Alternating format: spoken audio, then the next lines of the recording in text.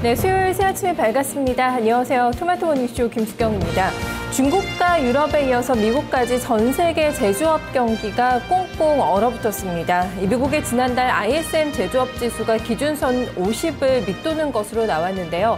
석 달 연속 50을 넘기지 못한 것은 지난 2009년 금융위기 이후에, 그러니까 3년 만에 처음 있는 일이었습니다. 하지만 이 현재로서는 또 지표 부진이 QE3를 앞당길 수 있는 촉매제가 될 수 있다는 형성이 돼 있는데요. 이번에도 이런 지표 부진이 청신호로 시장에서는 통했을까요? 하지만 아니었습니다. 이번만큼은 상당히 실망스럽다는 제스처가 나왔습니다. 제조업 지수와 함께 이제 7일에 발표가 되는 8월의 고용 동향이 QE3 여부를 결정짓는 아주 중요한 근거가 될 전망인데요. 이제 남은 거는 20일 통화정책회의와 그 다음날 나오는 미국의 고용 동향, 그리고 FOMC 회의까지 이렇게 큰 세 가지 이벤트 산을 남겨두고 있습니다.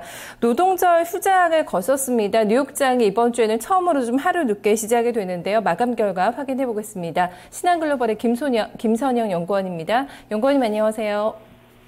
예, 안녕하십니까. 김선영입니다. 네, 반갑습니다. 제조업 지표가 발표가 됐네요. 어떻게 좀 시장의 반응 나왔나요? 예, 오늘 뉴욕 증시가 지수별로 등락이 엇갈린 혼조 양상을 보였는데요.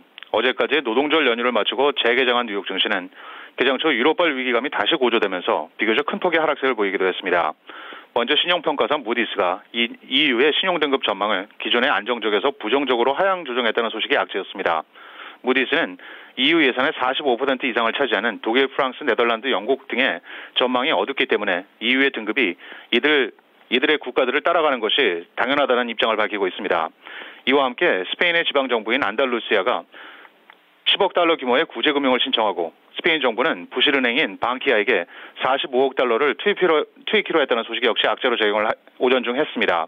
이후 약세를 면치 못하던 주가 지수는 오후 들어서 낙폭을 크게 줄이는 모습을 보였는데요. 미국 자동차 업체들의 8월 판매가 예상을 상회했다는 뉴스와 오는 9월 6일에 열리는 EU의 통화정책 회의에 대한 기대감이 커진 때문이었습니다. 세계 최대의 채권 펀드 매니저인 빌 그로스는 그의 트위터를 통해서 EU의 채권 매입이 향후 전 세계적인 인플레이션을 유발시키는 역할을 할 수 있을 것이라면서 투자자들에게 금에 매입할 것을 권유한 것이 증시의 상승으로 이어졌다는 분석입니다. 오늘 주요 종목별 움직임을 보면 제약업체인 메릭스는 경쟁업체인 캐나다의 밸런트 파마스리컬에게 주당 44달러의 전격 인수된다는 소식에 38%의 급등세를 보였고 인수업체인 밸런트 역시 15% 올랐습니다. JP모건의 투자의견 상향 조정으로 증권사 모건스탠리 주가가 3.5% 올랐습니다. JP모건 측은 보고서를 통해서 모건스탠리의 주가가 장부가에도 미치지 못하는 등 저평가가 되어 있다면서 매수를 추천했습니다.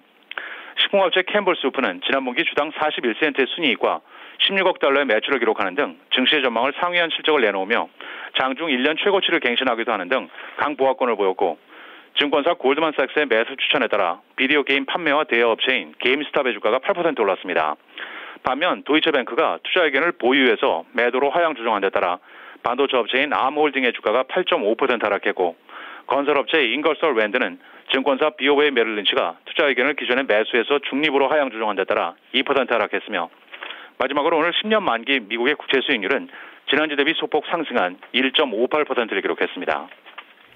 네, 지표 충격이 있긴 했지만 그래도 장 막판에는 좀 저가 매수세가 유입이 됐고 좀 호재성 뉴스들도 좀 많이 있었습니다. 그 밖에 또 시장에 영향을 미쳤던 중요한 뉴스 있으면 좀 더 짚어주시죠.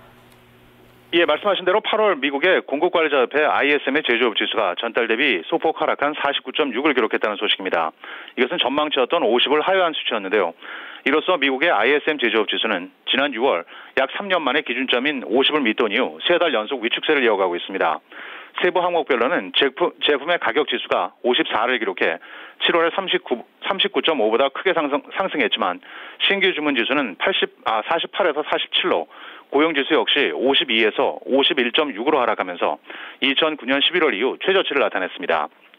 마지막으로 애플의 시가총액이 지난 주말 현재 6,240억 달러를 기록해 포르투갈과 아일랜드 그리고 그리스와 스페인 등 소위 PX 국가들의 상장 기업들의 총액을 모두 합친 것보다도 많다고 파이낸셜 타임스가 보도를 하고 있습니다. 이들의 애플의 총 직원 수는 약 63,300명이며 각 직원의 가치는 $1,000만 달하고 있는데요. 이것은 MSCI 차이나 지수의 모든 구성 종목의 주가를 뛰어넘는 것이며 중국 본토 주식인 상하이 A주 유동 주식수의 가치 절반 이상에 달하는 수치입니다. 중국의 MSCI 차이나 지수는 경제의 고속 성장 속에 지난 18년간 20% 가까이 오른 데 반해 애플은 연간 27%의 수익을 본 것으로 기록이 되고 있습니다. 파이낸셜 타임스는 애플이 이처럼 눈부신 성과를 유지하려면 앞으로도 계속 혁신적인 제품이 나와야 한다며 그것은 결코 쉽지 않은 과제라고 전하고 있는데요. 오는 12일 개발자 회의에서 아이폰 5와 아이패드 미니를 선보일 것으로 예상이 되면서 오늘 애플의 주가는 1.5%가 올라 $674.97의 거래를 마감했습니다. 지금까지 미국 현지에서 김선영입니다. 네, 연구원님 오늘 소식 고맙습니다.